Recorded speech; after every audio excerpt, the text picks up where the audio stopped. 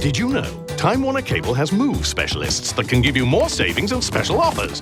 Call 1-855-TWC-MOVE or visit twc.com/mymove to save and stay connected. Did you also know the first log cabins in America were built in 1683? They didn't have TV or internet waiting for them, but you could. It's better to know. Give our move specialists a call at 1-855-TWC-MOVE or visit twc.com/mymove. Time Warner Cable. Enjoy better. The Yuma Territorial Prison. Here's a few interesting facts about the prisoners who spent time in the Yuma Territorial Prison. The prison was built in 1875. It opened in 1876. It housed 3,069 prisoners in its 30-year history. Here we are in front of a fantastic historic photo of the Yuma Territorial Prison. It's before bridges were put up at this site. The first bridge went up at this site in 1914, and that's the ocean-to-ocean highway bridge. What happened here is that in 1923, we had the Union Pacific, which was then the Southern Pacific, come through and take out about half of this property. Today we have two bridges at this site. You can notice that we have the Gila River in the background here, where the confluence, it meets the Colorado River. You can see then the prison was surrounded on two sides by water. We're standing here right on really the reason Yuma is even located here. This is one of the granite outcroppings that overlook the mighty Colorado River. It also overlooks the historic confluence of the Gila River that met right here. What we're overlooking is this city and the Heritage Areas project called the Yuma East Wetlands. If we look downriver, that is the site of the famous ferry that really put Yuma on the map, particularly in 1848 and 1849, when we had over 60,000 people going to the California Gold Rush right here at Yuma. By the way, the ferrymen made a lot of money with bringing in the livestock. The tribal women would swim them across the river here. But the sheep, we have one note, the ferryman says in his diary, today crossed 5,000 sheep, $1 per head. So what we had was the ferryman, and his silent partner, by the way, was Major Heinzelman, who was directly across the river with the U.S. Army protecting the crossing. So we have a little bit of a scandal going on there.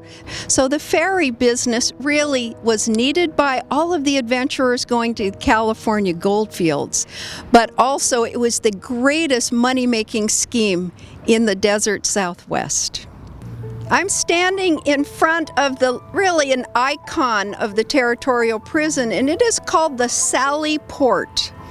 This actually was part of the great walled enclosure that went around the cell blocks. Where we have just been was, in fact, the guards' residence and the warden's residences. But this is the main entrance into the prison. You can see above me is the date, 1875. In fact, it was built in 1875, and in 1876, the first prisoners who had helped build this, 7 prisoners moved into their cells. So there's a phrase here that we've heard over the years, and we don't know where it comes from. It's when you're freed from prison, you sally forth into freedom. That's because they're leaving the Sally Port. I want to take you to the greatest view in Yuma, and that is at the top of the guard tower. This was the main tower that oversaw all the other smaller guard towers. There were machine guns emplaced up there. Really, any prisoner here would have been crazy to try to escape. This guard tower oversaw really the security of the entire prison block. There were other smaller guard towers at each corner of each adobe wall. And what we have here were machine gun emplacements.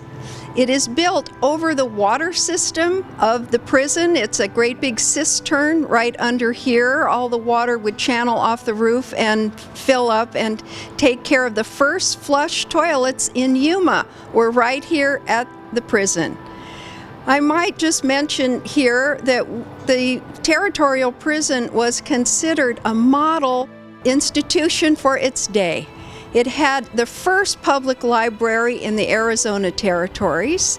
It had the first electricity, the first water system. The prisoners were treated very humanely for the most part.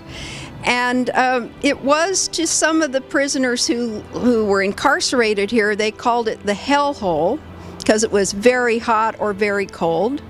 But other people in Yuma who didn't have electricity, the residents, they didn't have these amenities. They called it the country club on the Colorado River. So over my head is one of those surprises I was telling you about. That original sign over the door is the original sign when the museum was opened in 1940. We found it at the Quartermaster Depot under a pile of junk. We had it sanded and freshly painted and proudly hung it last Saturday. You've entered into this adobe museum. It's on the site where the mess hall, original mess hall was. However, when the prison was abandoned, probably about 1920, the locals came and helped themselves all over this prison to building materials, the way they did really all over Europe and all over the world. When something closed, they helped themselves, and so that's what you have here, the rebuilding of the mess hall, which now serves as the museum. That was in 1940. What I tried to do as the curator of this museum is tell the story, but tell it simply so that you would actually know what happened to the prisoners when they arrived here. This prison really had two names. One was it was always the Territorial Prison, but the prison inmates called it the hellhole. And why? It was a hellacious place. The punishments were hard. It was hot here. It was brutally cold here. They had one blanket apiece. They had leg irons. They had ball and chain, and they had the snake pit or snake den where they endured solitary confinement for infractions of the rules. The other sort of interesting history here is that some of the greatest criminals in the entire Southwest were incarcerated here. Over 30 years, 3,029 prisoners, 29 of them were women. Some of the most heartfelt crimes were crimes of passion, murdering lovers. We have one famous person that we call her the Heartbreaker. Her name is Elena Estrada. She caught her lover with another woman. She stabbed him. She cut out his heart and threw it in his face. So we have some of the historic characters here, including famous guards, wonderful physicians, dentists, all of the characters that made up the history of the Territorial Prison. We're standing in front of 3 cases that were done for the very first time, and it is the story of the Yuma High School criminals. The original school burned down, and in 1910, the classes were held here, and the school was not rebuilt until 1914. They had 4 graduating classes here. You are invited to a hanging, and you can see the header here, invitation to a hanging. In fact, all the citizens of Yuma were invited to Martin Ubios's hanging. Gus, the sheriff, printed handmade invitations. Every man, woman, and child in Yuma got an invitation. And in fact, the school teacher here was so incensed that children were invited to a hanging that she closed school down for the day and sent the children home, only to have them all come back and observe the hanging. But none of the hangings took place here at the prison. They all went down to the county courthouse. I'd like to introduce you to Medora Ingalls. She was a sweetheart to all of the prisoners. Medora Ingalls was the superintendent or warden's wife, but she was kind, she was gentle, she was compassionate. Really things that many of these prisoners did not know in their lives. She played the organ, and she turned it up really, really loud in the evening when they were in the cell block, and play it as loud as she could, and she'd play lullabies and play beautiful classic music. They were very appreciative. The thing they were most appreciative of, though, was that Medora founded a library. It's reported to be the first library in Arizona. Many prisoners learned to read here, and other prisoners on the day off would help tutor the people that were illiterate. I'd like to tell you about the infamous Pearl Hart.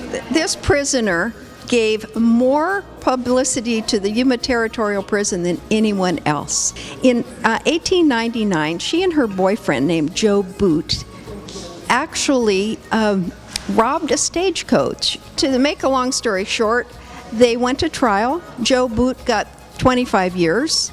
Pearl Hart was acquitted because she flirted with the all-male jury. The judge was furious, so he got a new jury, and she was convicted in prison for 5 years. She stayed here for 3. She got an early out. She took her crime to the vaudeville stage, hoping to become a great actress. She faded into really oblivion because she was a terrible actress. Welcome to the Territorial Prison cell block. Right here on my right, we have a cell completely furnished exactly the way it would have been before it closed in 1909. Many of these cells have been carved out of living rock, so that in fact some of these were built out of granite, but others in the back were in fact carved right into the side of the hill. That's where the solitary confinement cell is, or some called it the snake pit. Okay, here I am standing in front of the dark cell, and this has quite a reputation in Yuma. Many people say that it's haunted. There was a lot of heartbreak in this very cell. People that violated any of the rules here, or if they tried to escape, they were put in the very dark cell carved out of living rock. There is one very small air hole. There was also a very low, maybe 4 foot tall cell that the prisoners were in their underwear and put in with maybe another prisoner and confined for up to 2 weeks. It's a place that usually tourists that come in may feel a little pinch, especially women that are wearing red. So that is the folklore of the place.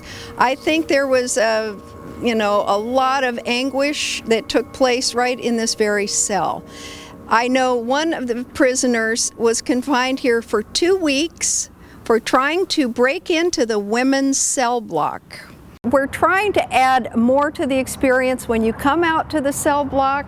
So we've listed crime and punishment. I think one of the most interesting crimes, people in fact got 6 months in jail for selling liquor to Indians. Seduction also I thought was sort of an interesting crime. And then lots of murder. The biggest crime was burglary, and then assault, mayhem, riot, and manslaughter and murder. Prize fighting, 1 person was locked up for that. The biggest killer here was tuberculosis. And of the 111 people that died while they were in prison and buried in the cemetery right down the hill, It was called consumption. So many prisoners from around the country were transferred to Yuma. They already had tuberculosis, and what happened is they gave it to many of the other prisoners here.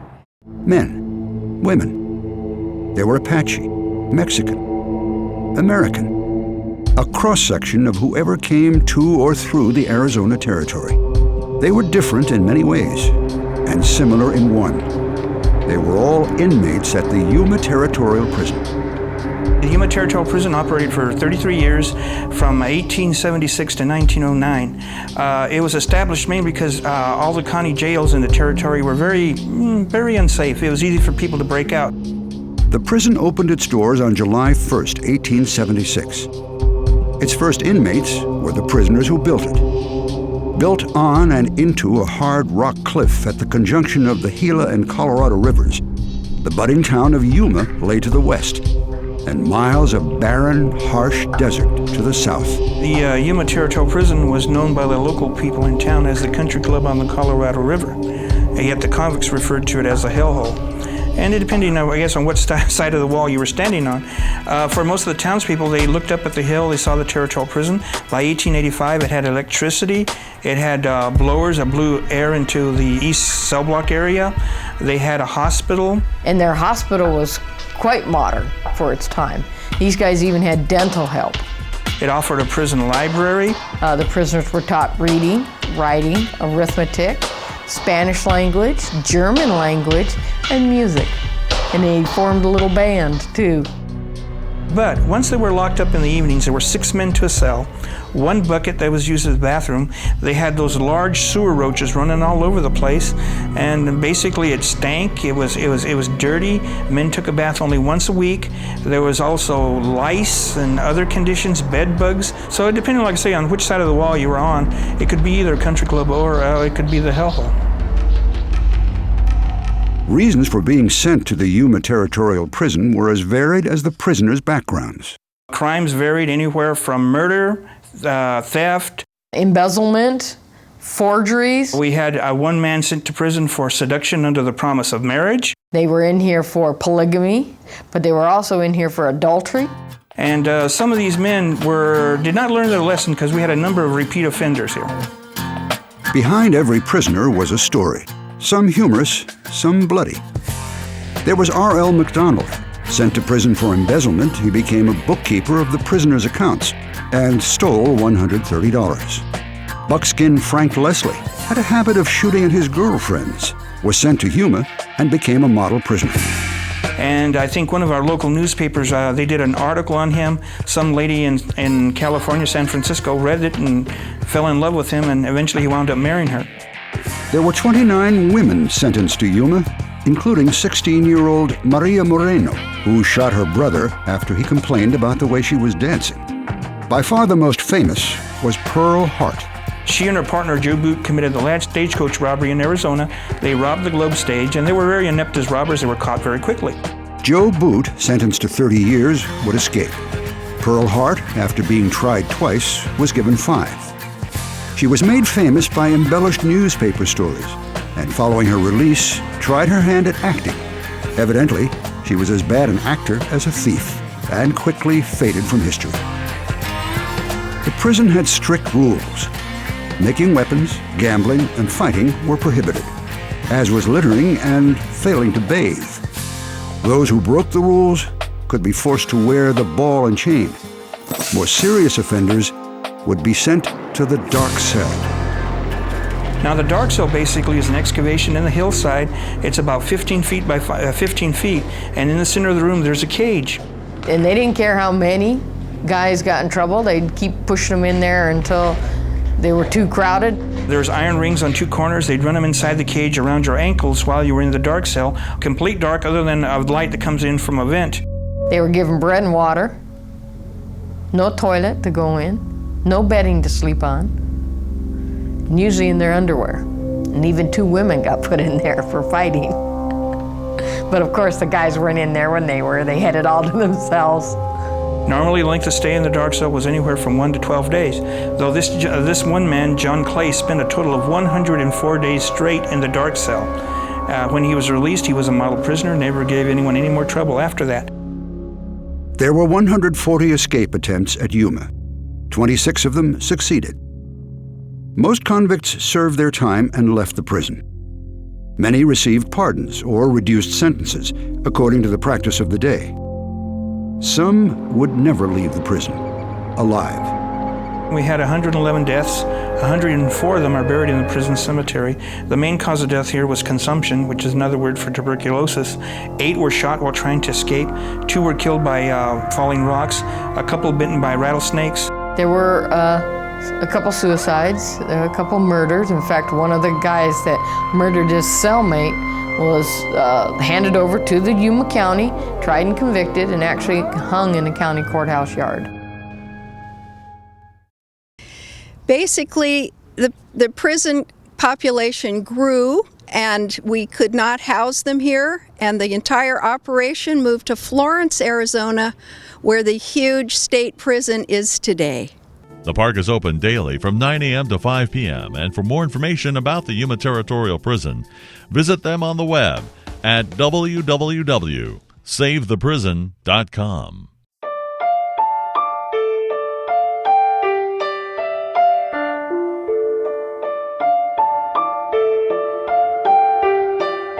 If you would like to know more about our show, visit us on the web at channel1yuma.com or write to us at Channel 1 Yuma, P.O. Box 2708, Yuma, Arizona 85366.